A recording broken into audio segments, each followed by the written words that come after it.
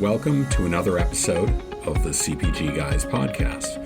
Our co-hosts, Sri Rajagopalan and Peter V.S. Bond, explore how brands and retailers engage with consumers online, in-store, and everywhere in between. And now, here are Sri and Peter. Hi, folks, and welcome to the CPG Guys podcast. I'm Sri, one of the aforementioned CPG guys, and I say it very carefully, all the way from the home of the current Super Bowl 56 champions, the LA Rams. I only refer to that because the debacle in the playoffs, both the Dodgers and the Yankees had, and Peter and I are not happy. These days, that's all we got in sports. Of course, the Giants are surging at 6-2. It was bye week. At the time of this recording, we hope things get better. My co-host, of course, is the other CPG guy, also known as the SVP of Commercial Strategy and Field Sales at Fetch Rewards, the mobile consumer engagement platform that's growing very rapidly to over 20 million plus downloads and users. He's particularly intrigued by loyalty and the applications of first-party consumption data. I've also lovingly called him the 1P data guy. Of course, in the CPG and retail industry, welcome the man who I lovingly say with the podcast voice and the radio affinity, Mr. Bond. How you doing? Hey, Sri, I'm doing well. I feel your pain. At the time of this recording, our teams were eliminated from the World Series. At the time this episode airs, we'll be a month and a half away from pitchers and catchers. So I guess that's what we have to look forward to. Doesn't feel that great right now, but it's good to be doing this with you. Can't wait to revisit a conversation with a guest we had earlier in the existence of this podcast. Should be a good episode today. Absolutely, Peter. And a much bigger mystery would have also been hopefully solved in mid-January, which is, are we saying all rise, the judge is here, or are we saying all rise, the judge was here? So we're going to find out. Yeah. LA, San Francisco, Queens, the Bronx. Where's it going to be? Well, we'll know the answer at the end of this episode by then. So thank you, Mr. Bond. And before we get to our guest, let me remind our audience that all of our content can easily be found by visiting a web browser and typing cpgguys.com. The website, of course, is new, all sorts of rich content and episodes organized into themes like retail media, loyalty, etc.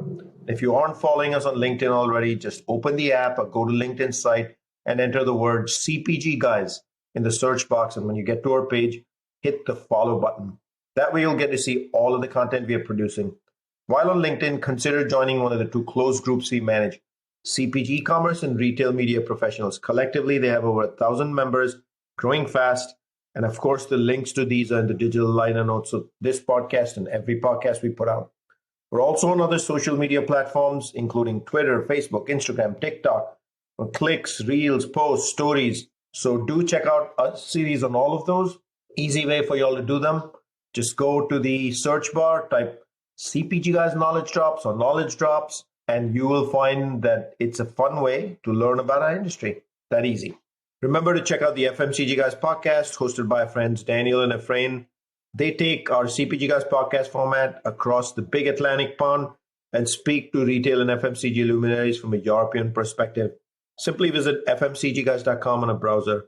And then all the other additions we have made to our CPG Guys family, the CPG Scoop hosted by Jennifer and Risa, who have snackable conversations with industry veterans. Visit cpgscoop.com to learn more.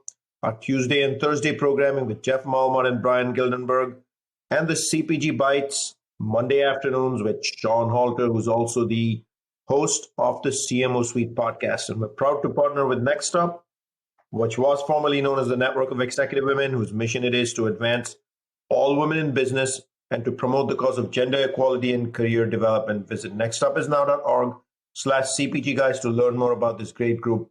Of course, we had Women's Month back in November 2022, where Peter and I announced that we are now officially partners of Next Up, and we are supporter level partners, which means starting now, we're giving away 50 memberships to Next Up.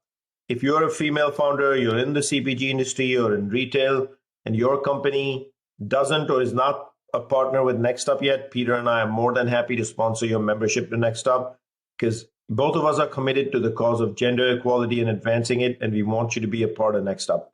Download, tune in, listen, and of course, a special thank you to all of our 18K plus followers and growing. We have many topics of omni-channel relevance in this podcast day in and day out, and we both have very strong opinions.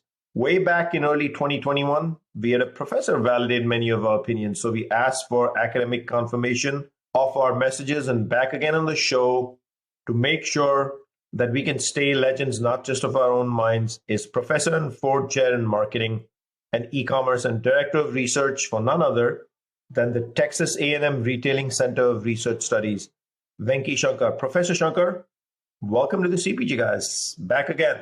Thank you all. It's great to be back. Thank you, Sri. Thank you, Peter. How have you been? We're awesome. We love having you. I love being part of your group. Yeah. Absolutely. Take a moment to describe what the Texas Retailing Center of Research Studies is and then what you specifically lead there. Absolutely. Yeah. The Mays Business School's Texas A&M University's Center for Retailing Studies is a center aimed at disseminating, generating, and transforming people in the space of retailing. And so we do cutting edge research. We have a very relevant curriculum for CPG and retailing people. And we also have a lot of outreach activities. So we've been 39 years old, the center. We're growing even as we speak, as the retailing industry is growing. And we've seen massive changes in the last few years with the pandemic and post-pandemic situation. So we're delighted to be of any help and service to the members and the stakeholders in this industry. Thank you, Professor. Of course, let me remind our audience that Professor Shankar, as well as the Texas A&M details he referred to, will be available in the digital liner notes of this podcast. So we're going to get going over here. So let's start with your career brief. IIT. I, of course, am familiar with what that means, but our audience may not be. So from IIT, IIM, again, I'm familiar, audience may not be with IIT and IIM. Sloan, and a lifetime of service to academia, students in the industry. Tell us how these years have passed by and what got you to the United States, how you got started, and how you're heading the research center as you just referred to these days. Absolutely. In the 90s, I had the pleasure and honor of entering the doctoral program in marketing at the Kellogg Graduate School of Management at Northwestern University. Before that, I was in retailing. I was actually a retail business development manager for actually a multinational bank called HSBC. And we were selling consumer products like credit cards, loans, and innovative services.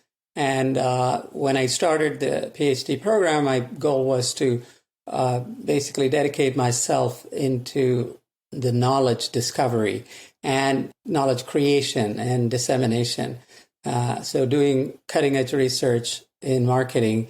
When it comes to marketing, we talk about CPG, and CPG has been a prime source of all my research. And since then, I've moved on in my research capacity. Started with my first job at University of Maryland, the Smith School of Business, where I was assistant and associate. And then I was also a co-director of a Center for Engineering and Technology called the Quest program. And then I moved to Texas A&M's Mays Business School as the chair professor. And today I'm a Ford Chair in Marketing and E-commerce. And have the pleasure of being able to work with a multi-talented group of people, researchers, and wonderful students across the gamut, undergraduate, master's, doctoral level, executive education participants. So very, very pleased and grateful to be here, trying to share my insights and share my enthusiasm and passion for this industry. Professor Shankar, it's good to have you back on the CPG Guys podcast, and thank you for helping establish your bona fides in terms of academic research. Obviously, Texas A&M and the business school there is at the heart of a tremendous amount of research and industry trending. What we'd like to understand from you is something that we talk to a lot of our guests about, which is in this omni-channel e-commerce-led growth that we've been experiencing over the last couple of years, where are we now? Has it plateaued? Is it still accelerating, or has the growth completely subsided? We'd like to know from your perspective, what you're seeing in terms of the transformation that's been going over the last couple of years in terms of omnichannel commerce. Great question, Peter. As you know, in the last few years post-pandemic, we witnessed a lot of changes. And even though we had the pivot to omnichannel, especially in the grocery and consumer packaged goods industry, we accelerated so fast in the last 2-3 years. We achieved what would have been projected to have been achieved in 10 to 15 years from then in terms of the movement to digital commerce. We had the trends of order online, pickup in store, BOPIS, deliveries, curbside pickup. So there's been a lot of growth in that. But of late, what has happened is that growth has slowed down, but it's still on projection to get about 30% of our sales from e-commerce or online in the grocery space by 2030. So about 25%. We were in the 17-18% now, but the speed at which it is growing is now kind of stabilized. But what is interesting is that there is a healthy balance now. People are trying to go back to in-store experiences. And some of our own research validates that the omnichannel experience is a very important experience for the consumer and the shopper. And needless to say, all retailers and brand manufacturers have to embrace that as we go along. You bet, Professor. I mean, no debate that, omnichannel is the way. Some use the word connected commerce. And I know we had this debate back in March 2021 when e-commerce was on the rise, and we talked a lot about the store, and we're going to get to that question in a minute. But one of the words in the industry that's really making some shockwaves right now is the word retail media.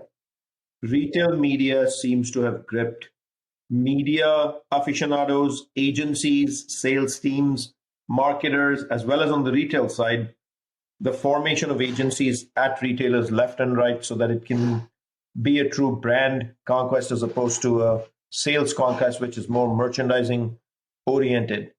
So talk to us about the importance of retail media and its growing importance in the industry. And I'm, for one, I've been dealing with it for over 5 years, so I'm still baffled why it's so ungoverned to the day with such limited understanding and very loose metrics such as ROAS. Great question again, Sri, because the retail media has exploded mainly because of the power of the major retailers. So if you think about Amazon, the explosive growth of Amazon created this landscape where Amazon's got its own advertising platform, Walmart, again, growing significantly, Target, and then we have all these Home Depot, Lowe's, CVS, Walgreens, all these picking up from there. So they all have sense that we are large retailers. We have a captive audience who come into store. For example, in Walmart, if you can think about it, it's 220 million people. They have the attention of 220 million people in store. And Amazon, of course, 85% of the U.S. households have Amazon Prime membership. And you put all these things together, there's this right for retail giants to look at it and say, hey, we can service the media and we can actually play the game of matching the brand manufacturers for eyeballs or attentions of the consumer or shopper. And today, if you look at it from a brand manufacturer's point of view, they also need to really draw the attention of the shoppers in an omnichannel world. So how do I leverage the power of the reach of these platforms and get to the customer before they start getting diverted by other brands? So because of that, we've seen the emergence of retail media. Now, your second question is about, why don't we have better metrics? Why don't we have better governance? And I think it is still a little bit of a Wild West. So we still have to get a framework and make sure that this is a framework that is fair to all the advertisers and brand manufacturers and fair to the consumers also, in the sense that we have to have some rules of engagement and make sure that we have to have certain metrics. That calls for a lot of research. And right now, because we do not have that kind of data, and most of the data proprietary to their own retail platforms. We're struggling with that a little bit. Unlike the old TV world, remember when we used to have Nielsen and other people monitoring that, we don't have that independent third party kind of effort, a push. We really need that because we need to understand in a world where search is dominating a lot of marketing. And, when we have attention is very scarce right now because people are inundated with messages and there are so many social media platforms, so many digital options, so many in-store options. It is very important to get a cohesive framework for all companies, both brand manufacturers and retailers, to get a 360-degree holistic view of the shopper and what is appropriate for that. So I hear you in the sense that we badly need a well-functioning framework for retail media to be very successful, both from retailers and manufacturers' point of view. Professor, before I hand it off to Peter for the next question, I want to point out something very important you said that I never thought of it this way until now, but the role of Nielsen and Nielsen IQ in today's world and syndicated data is really also to act as a governance structure on metrics, because when they use the word share, we all use the word share the same way. So those metrics really matter a lot. The temporary price reduction activity, volume, incrementality, all of that came from Nielsen. And you're so right. There needs to be a body that puts together those metrics for retail media. And thanks for pointing that out. Yeah. And also related to that, Sri, is the problem that right now there's a dearth of first-party data because what happened is with the app tracking transparency of Apple, now it's good for the consumer in terms of they have some protection. But from an advertiser or a brand manufacturer's point of view, it's very hard to track now a lot of your responses to ads metrics. So one of the retail media's promises is that it'll get you more first-party data if you have a good relationship with the retailer. And so that is one of the reasons why this is also growing, because rather than market a consumer packaged goods company marketing a Nestle or a P&G trying to market its product in a general media, now they have more targeted media. And if they have data about how an Amazon platform or Walmart or Roundel, which is Target's, if we have those, then we can make better decisions and allocations. So that's right. One of the reasons why these retail media is also growing. Does that make sense to you? Absolutely it does. Professor Shankar, I want to talk about a trend that's being referred to as the return to store. From your perspective, what does this mean? And what are the tactics that are being employed? Are they permanent? Is category management now in this omni-channel world include responsibilities above and beyond what were traditionally envisioned around organizing a category, particularly as it pertains to both the digital and the physical shelf? Right. A great question. It has become complicated, as you know, because as I was explaining to you, the omnichannel now is being used to describe everything around the shopper. So it is, any touch point is considered omnichannel. So if it's a smart speaker or a smart watch or a quick fill-in trip to the store, all of this constitute the omnichannel. So now, how do you really get a 360-degree view of the shopper's experience? And your category management or in-store experience has to reflect that. So it has to complement their experiences in the other channels or the other touch points. And that's becoming harder because in-store, while people were happy to get back after the pandemic and experience in person certain activities that they used to do, for example, buying fresh items, touching, squeezing the tomatoes, touching some of the items. At the same time, they were also very used to the convenience that they used to have from their couch, ordering repeat items. So now if you're talking about category management and store layout and store efficiency, it has to be different because now the new shopper, the returned shopper, is looking or behaving a bit differently. They're not going back to the same rounds of shopping they used to do in the aisle because they are ordering certain things online and getting it delivered or getting it curbside. And for only certain items, they are going into the store. And so, you have to understand what are these segments of customers existing. And sometimes these segments break down by age. So we'll have the baby boomers and the Gen Zs are very far apart from each other's in terms of their needs and preferences. The Gen Zs are more influenced by convenience and technology. The baby boomers still crave for those, in-person, in-store conversation here and there, maybe touch and feel a few things there. So most retailers will now have to get a better handle on that. The other thing we have realized, we are doing some research, we found out what is the impact of closing a store. You remember lots of store closings happened during the pandemic. A lot of retailers said this is a great opportunity to close a lot of stores. What we are finding in our research, Sri and Peter, is that closing a store has more damaging consequences than just the loss of sales from that physical store, right?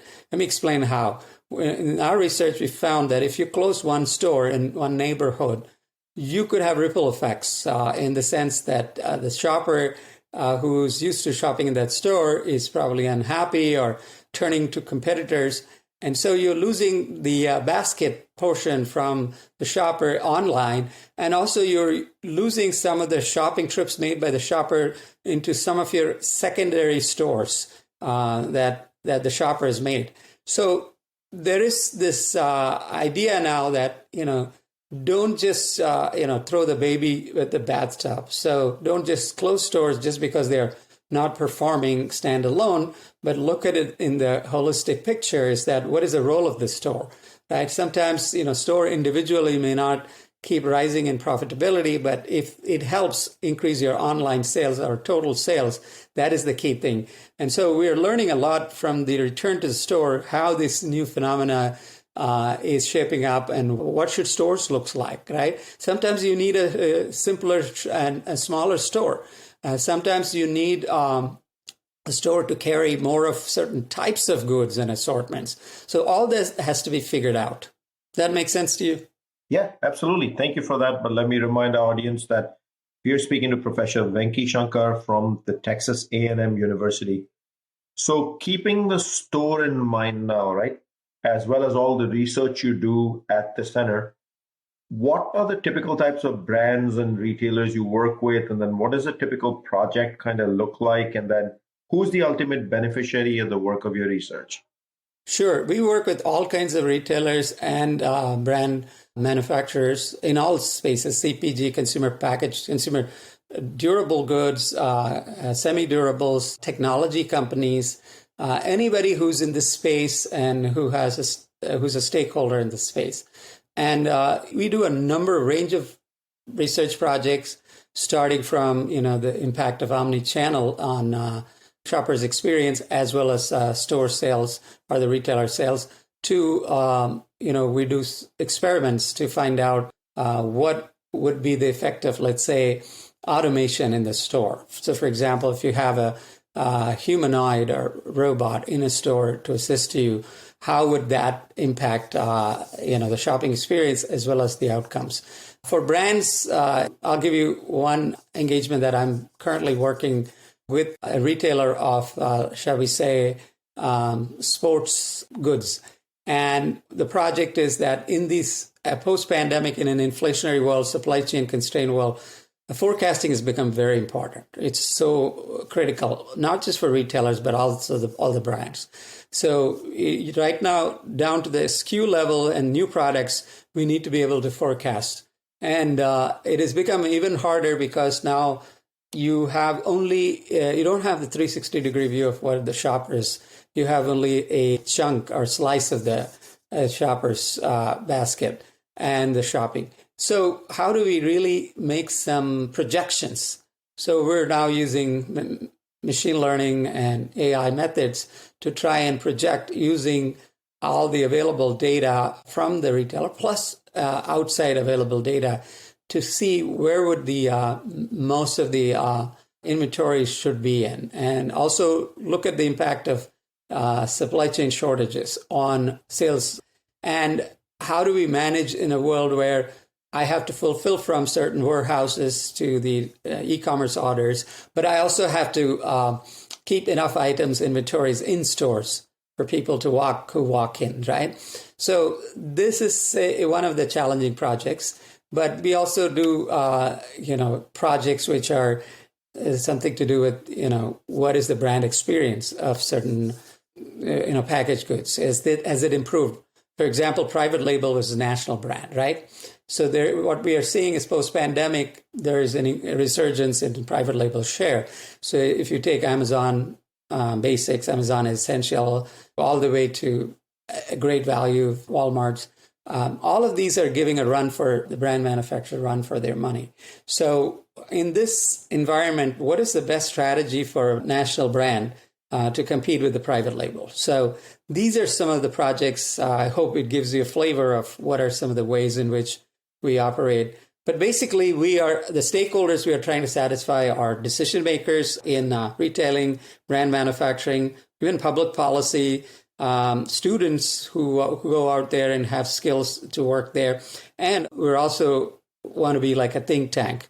We want to shape thinking of people in the space. But we're willing to solve any problems that our stakeholder brings us, provided we have the abilities and the bandwidth to do that. Professor Shankar, what I hear from you is the ability to really understand and do research on retailers, on shoppers, particularly as it pertains to data coming from the retailers. And I learned this from my time working at dunnhumby, that even among, at the time, Kroger's most loyal shoppers, it's top 5% based on trips and spend, that still better than 40 cents of every dollar on CPG was spent outside of their walls. So the walled garden, they control the data, but they also don't understand what's going on outside the data, outside of their own store as it pertains to that shopping behavior. So it's a challenge. Shri, I'm befuddled by where could we possibly find a 1P data source that's truly omnichannel to do this kind of research. I'll have to scratch my head on that one and think about it. But I also agree with you around private label, right? The supply chain implications of the pandemic really had an impact in that it for many consumers forced them into if I want to have product for my household, I've got to get something. And if I can't get the brand that I've come to trust and use for years, I'm forced into a trial issue. And when they try private label, that's usually an indication that if they like the quality of it, they may just end up adopting it, and then have you lost them to some degree or another. And Peter, I don't know why, but an image of a dog came to my head. A leaping dog. Do they say fetch a bone, perhaps? I don't know. I'll have to go and fetch my memory for that, Shri. Well, you're barking up the right tree. But Professor Shankar, my question pertains to earlier today. I was looking at Chief Martech. They are a company that for the better part of 11 years has published an iconic landscape map of the MarTech industry, so marketing technology. In 2011, when they published their first landscape map with all the logos, I think they had about 150 logos on it. This year, they had almost 10,000 logos. So my question is, it's a bit of a loaded question, right? How is technology shaping marketing and retailing in consumer goods? Oh, it's a huge question. I'm just going to scratch the surface. Even as we speak, technology is reshaping the landscape. And, from 10 years from now, we'd be having a different conversation also. We know that technology has impacted the shopper's experience tremendously, right? With the age groups going with the technology, the millennials and the Gen Zs being very facile with all the technology, mobile technology, all kinds of direct-to-consumer technologies, robotics, all of these have reshaped how shoppers think about brands, do the shopping, and value the convenience and the assists from the technology, the smart speakers and so on. But from the decision maker side, that the manager's side, whether it's retailer or brand manufacturer, brand companies, they have also radically impacted. Advertising is becoming more. We already crossed the 50% threshold in digital spend. So most of the spend will be digital by the end of this decade. Say 75 to 80% of the spend will be on digital media. So it's all very accountable, addressable, measurable. So the technology has changed in that way. And we've also seen how companies are using technologies to assist. For example, we know that warehouse fulfillment is increasingly driven by robotics. The talent pool shortages has also accelerated and exacerbated the impact of technology. Now we are using AI in virtually every small activity. It's AI enabled or assisted. Micro fulfillment centers. 5 years ago, we would never be talking about that. Today, all retailers are developing their own concepts, right? Walmart recently acquired Alert Innovation, and that is an example of a micro fulfillment center and a new kind of shopping stores. So all these technologies are rapidly changing how consumers not only are shopping, but also assisting the decision makers in terms of how to meet those challenges of the new shopper that is assisted by technology. So much so that you have so much of, every time now you have to understand consumer shopper buying behavior. Now you have to juxtapose technology and say, how are they shopping in this new environment, right? So, for example, shoppers are using AI assistants to tell them, what to buy, when to buy, how to buy. And marketers now have to really anticipate that and then come up with their own solutions to that. And this is all making it the MarTech space, AdTech space, even more critical in terms of what decides the outcome in the marketplace. So, Professor, one of the things, therefore, if technology is really shaping many of these outcomes, right? One of the things that still kind of gives me a little bit of agita is this digital transformation at retail requires capital on an ecosystem that runs on wafer thin margins as it is. So knowing technology is here, it's in the middle of everything in retail. How do you advocate for the growth of digital, knowing this with a healthy respect to the P&L of retailers, especially as you research? It's a great question. Yeah. This is the struggle for a lot of retailers, particularly a lot of DTCs came onto the scene. They were evaluating a different business model. The Wall Street saw them more as subscription kind of companies. And then you have the stodgy old, brick and mortar led retailers. And so they used to have two different standards. Now with the market meltdown, what has happened is, and also with the omnichannel, people have realized that, hey, at the end of the day, it's the shopper. Stupid. Because if you don't understand what the shopper really wants, the shopper really doesn't say that I want only technology, I want only brick and mortar experience. They are looking for a holistic experience. So at the end of the day, even the DTC is moving more towards opening new stores, and the brick and mortar stores are moving more digital. So we're all going to converge. And the ratio or percentage will be different for different companies and different industries. You saw Warby Parker was a darling poster child of Wall Street, having its own struggles because it just is not able to retain customers. And, you mentioned about the razor thin margins. Ultimately, at the end of the day, it's the business model that works. It goes back to the P&L, right? How can I make this profitable? So we can plan for some transitions. I start as DTC, then I have some subscriptions, and then I understand the customer, I build the thing. But then I realize these customers also want in-store experience and they want to touch and feel. So I create that, but I just don't keep subsidizing all of the operations. And at some point in time, I have to figure out what adds value to the customers. Go back to the principles of customer value management. If I add X dollars of value to the customers, I have to extract a percentage of that value back as my margins or profits, right? And it has to be done sooner than later. So gone are the days in which, even in the Bay Area, I go there very often, all the VCs and the angels are now saying we want profitable business models. So even whether you come from DTC world to omnichannel or the brick and mortar, you have to converge to a point in which you have to go to the essential principles of marketing. Who's my target consumer, right? And for the target audience, how do I provide value? What are the value drivers? And how do I extract the value in terms of a margin or percentage? And how do I delight? And going back to your loyalty thing, how do I make sure that they stay? But being current, relevant, and continuing to provide experiences that make these customers sticky to me. And I think at the end of the day, companies are going to realize that, so long as I'm reaching this goal, I'm going to just, get away from the distractions.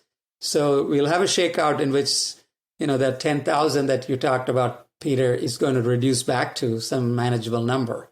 Because right now the euphoria is there, but everybody's now seeing that at the end of the day, you have to have a profitable business model. And Mr. Bond, I saw you write down the famous words that'll appear often on the CPG Guys Go Forward, both on TikTok and Instagram as well. It's the shopper, stupid. Yeah, I've heard that before, Shri. I don't think it's, based on what you just said, Professor Shankar, I don't think it's surprising as to why retailers are gravitating towards retail media, because in order to invest in all of these new capabilities, and as Shri said, the implications of the margin pressure on the traditional business precludes them from doing that. There's a great reason why when you move to a retail media platform where your margin structure is more in the neighborhood of 40% as opposed to closer to 4%, that all of a sudden is a mechanism that allows you to fund outside of your traditional approach. So what I want to close out with today is we always look to academics to guide us to where the hockey puck is going. See, Shri, I got another Wayne Gretzky hockey reference in there, as I am often likely to do during our podcast episode. True Canadian, eh? Exactly. Thank you. So I'd love to hear from you, Professor, where you think this industry is going. What are some predictions that you feel fairly confident about as we look into the near future? Right. I'll break it down into short term and medium and long term. And in the short term, I think the key issues are inflation and beating the supply chain issues. So we are looking till at least the end of 2023 and maybe 2024 onwards. This is there's a bifurcation in terms of consumers. We have people who are well-to-do and people who are really making their ends meet, people 50,000 and income and below. They're really stung by this inflation, which doesn't seem to be coming down anytime soon, although they had a minor come down last month from 8.5 to 7.7%. But it'll take a while for these to come down. And what it means is that for this industry, we have to make sure both brand companies as well as retailers have to make sure that they do offer value to the consumer. So, during the pandemic, Peter, if you remember, it's all about availability. So I was willing to substitute as a consumer anything that was available, even if it is more expensive and so on. Now that availability is less of an issue, it's value. So people are looking at value and they are trading down maybe to some private label brands, maybe to and implications for brands are brands have to be more sensitive. They have to maybe, even if it means changing pack sizes or, in their portfolio of brands, make sure that they cater to the lower end by having more competitive values and prices. That is one end. But on the other side, the bifurcation, you have a lot of rich consumers who are willing to buy even luxury products, even at higher prices. That's not bothering them. Because one thing about the pandemic, a lot of the rich people learned is that, it's so scary that people may not live long. So might as well enjoy while you're alive. So that has led to a lot of price insensitive categories and insensitive behavior at the higher end. So in the short term, both retailers and brand manufacturers will have to play this out, understand, I need to have the bulk of my product portfolio for the affordable customer, and then I need to tweak my pricing and image for the upscale customers. And what happens in the medium term? Medium term, there's a lot of trends that they'll have to follow. For example, sustainability will become a big value driver, as it is, the millennials and the Gen Zs are prizing sustainability. Even though latest research says that sustainability is not the number one factor, maybe number 3 or number 4, but it is going to play an important role. So companies will have to pay a lot more attention to sustainability and values. So that is one projection. And omnichannel is going to become increasingly common, and companies will have to embrace all kinds of behaviors of shoppers. So that means if the shopper is looking to only search you on your app, you have to be present, or willing to just get a VR experience of your brand in a metaverse, you have to be present. You have to be willing to meet the consumer where the consumer wants to meet you. So I think that is going to be a new imperative for all the companies in the medium term. In the long term, consumer packaged goods is going to be a robust industry because, we are physical people. We need physical products and goods. It is just that, we have to be more imaginative how we transcend all our current constraints to meet and exceed the expectations of customers and create better experiences for that customers, even if it means changing our business models, which is what more and more companies have to be open to going into the long term. I hope that offers a glimpse of what I feel is the future. That, of course, was the favorite part of my show, where we asked the professor to do predictions for retail and CPG go forward, which is a lot of fun, just like it was 18 months ago when we had you on the show.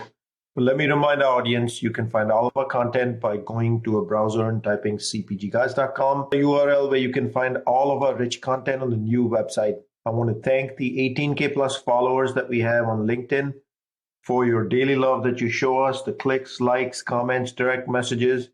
And a quick reminder, we have 7 days a week programming. We have Fresh 4 on Sundays. We now have CPG Bites on Mondays. We have the Retail Media Minute on Tuesdays. We have a podcast, of course, for you on Wednesdays. We have the Omni Comment Thursdays, the CPG Scoop Fridays. And of course, we rotate a whole thing around with another new episode on Saturday and Fresh 4 back out on Sundays. And this will just continue to grow. So stay tuned, follow our podcast. Venky, I can't thank you enough for being willing to come back on the show.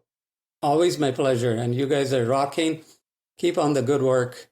Look forward to interacting with you further in the future.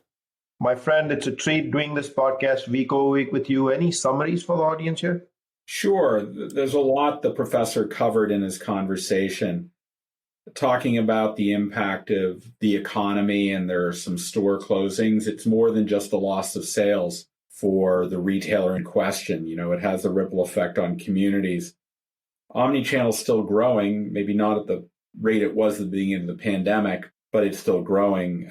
Retail media is growing in importance, and there's a good reason for that. We talked about the improvement in margin structure that it offers compared to its traditional method of generating money for retail.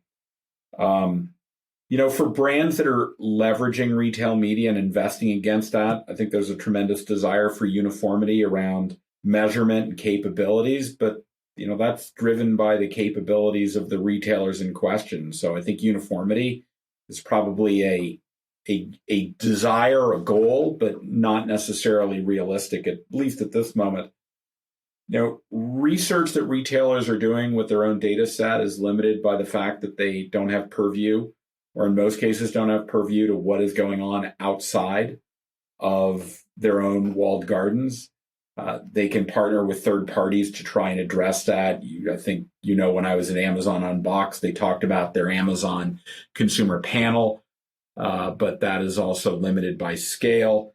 And the fact of the matter is that the pandemic had a material impact upon loyalty to brands because the supply chain constraints forced a lot of transferable demand to products that were available, notably private label. And when you start trying private label, the biggest issue to private label is not the price, it's the quality of the product. And if you're forced to try something and you think the product's quality is okay, you may lose loyalty to a brand that then the price comes in as a consideration set. If the quality is good and the price is better, that may be where they want to go. Technology has had a significant impact upon both the shopper and the advertiser, the brand, in terms of the impact on mobility, direct to consumer, and then robotics, AI, supply chain, and of course, digital advertising. So it's still fairly massive. But on the other hand, we're seeing a real dry up of liquidity around funds to invest in all these tech companies. And so you're going to start seeing that MarTech map come down from 10,000 as these companies don't have the free-flowing capital they did over the last couple of years with an interest rate of virtually zero to enable them to exist. So expect some shakeouts occurring there. And I think there's just a general recognition that all companies have to understand that shoppers are not monolithic in terms of they're either online or they're offline. They're very hybrid. And so a better understanding of who the shoppers are and how you treat them in this omnichannel world and their hybrid shopping is what's going to separate the winners from the losers in the CPG space. And of course, as I mentioned to you, from a short-term perspective, there's the impact of inflation and supply chain constraints on that. From the medium term, sustainability is probably something that brands have to be aware of and consumer demands around that. And then long term, obviously, the CPG industry is a very robust and ingenious industry that's going to need to be a little bit more imaginative in how to address all the constraints or the friction that's been existent in the digital commerce aspect of things, particularly around supply chain. But we have the capabilities, we have the brain power to get it done.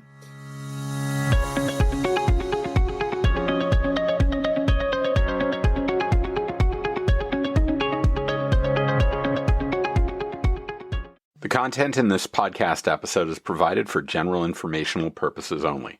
By listening to our episode, you understand that no information contained in this episode should be construed as advice from CPG Guys LLC or the individual author, hosts, or guests, nor is it intended to be a substitute for research on any subject matter. Reference to any specific product or entity does not constitute an endorsement or recommendation by CPG Guys LLC. The views expressed by guests are their own, and their appearance on the program does not imply an endorsement of them or any entity they represent. The views expressed by CPG Guys LLC do not represent the views of their employers or the entity they represent. CPG Guys LLC expressly disclaims any and all liability or responsibility for any direct, indirect, incidental, special, consequential, or other damages arising out of any individual's use of, reference to, or inability to use this podcast or the information we present in this podcast.